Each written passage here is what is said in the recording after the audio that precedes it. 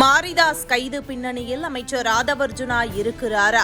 இந்த கேள்விதான் தற்போது அரசியல் வட்டாரங்களில் பரபரப்பாக பேசப்பட்டு வருகிறது.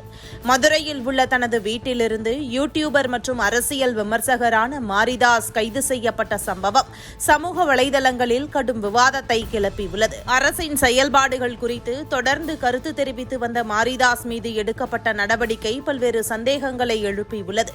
குறிப்பாக சமீபத்தில் அமைச்சர் கீர்த்தனா குறித்து மாரிதாஸ் வெளியிட்ட கருத்துக்களே இந்த கைது நடவடிக்கைக்கு காரணமாக இருக்கலாம் என அரசியல் வட்டாரங்களில் பேசப்படுகிறது. அமைச்சர் கீர்த்தனா மற்றும் அவருடன் நெருக்கமாக காணப்பட்ட மதன் என்பவர் குறித்து கேள்வி எழுப்பிய மாரிதாஸ், அரசின் முக்கிய பொறுப்பில் இருக்கும் அமைச்சர் பாதுகாப்பு நடைமுறைகளை பின்பற்றுகிறாரா என்ற சந்தேகத்தையும் பொதுவெளியில் முன்வைத்திருந்தார். அரசின் முக்கிய கொள்கை முடிவுகள், முதலீட்டு திட்டங்கள் மற்றும் தொழில் வளர்ச்சி தொடர்பான தகவல்கள் மிகவும் ரகசியமானவை. அவை கசிந்தால் பங்கு சந்தை முதல் முதலீட்டு சூழல் வரை பல்வேறு சந்தேகங்களை ஏற்படுத்தக்கூடும் என்றும் மாரிதாஸ் தனது கருத்துக்களில் குறிப்பிட்டிருந்தார். இதுபோன்ற முக்கியமான துறையை கவனிக்கும் அமைச்சர் தொடர்பாக எழுந்த கேள்விகளுக்கு அரசு விளக்கமளிக்க வேண்டும் என்றும் அவர் வலியுறுத்தியிருந்தார்.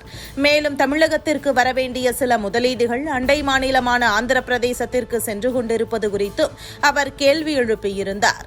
இதனுடன் அமைச்சர் கீர்த்தனாவின் செயல்பாடுகள் குறித்த பல சந்தேகங்களையும் முன்வைத்து தொடர்ந்து பதிவுகள் வெளியிட்டிருந்தார். இந்த பதிவுகள் சமூக வலைதளங்களில் அதிக கவனத்தை பெற்றன. மாரிதாஸ் வெளியிட்ட கருத்துக்களில் மிகவும் பரபரப்பை ஏற்படுத்தியது அமைச்சர் கீர்த்தனாவுக்கும் விஜய் ரசிகர் மன்ற அமைப்புக்கும் நேரடி தொடர்பு இல்லை என்றும் அவர் முழுமையாக ஆதவர்ஜுனாவின் அரசியல் வட்டாரத்தைச் சேர்ந்தவர் என்றும் கூறியிருந்த குற்றச்சாட்டுதான் இந்த கருத்துக்கள் அரசியல் ரீதியாக பெரும் விவாதத்தை உருவாக்கின. இந்த சூழலில் மாரிதாஸ் வெளியிட்ட பதிவுகள் குறித்து அமைச்சர் கீர்த்தனா அமைச்சர் ஆதவர்ஜுனாவிடம் புகார் தெரிவித்ததாகவும் அதன் பின்னரே காவல்துறை நடவடிக்கை வேகமடைந்ததாகவும் சில தரப்புகள் கூறுகின்றன. இருப்பினும் இதை உறுதிப்படுத்தும் அதிகாரப்பூர்வ தகவல் இதுவரை வெளியாகவில்லை.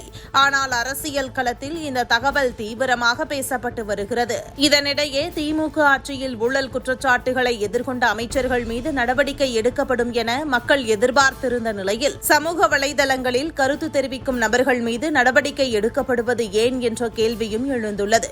கருத்து சுதந்திரம் மற்றும் விமர்சன உரிமை தொடர்பான விவாதங்களும் மீண்டும் தலைதூக்கியுள்ளன.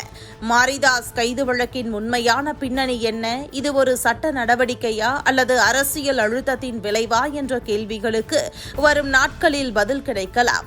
ஆனால் தற்போது இந்த கைது சம்பவம் தமிழக அரசியலில் புதிய சர்ச்சையையும் சமூக வலைதளங்களில் தீவிர விவாதத்தையும் உருவாக்கியிருப்பது மட்டும் மறுக்க முடியாத உண்மையாக உள்ளது.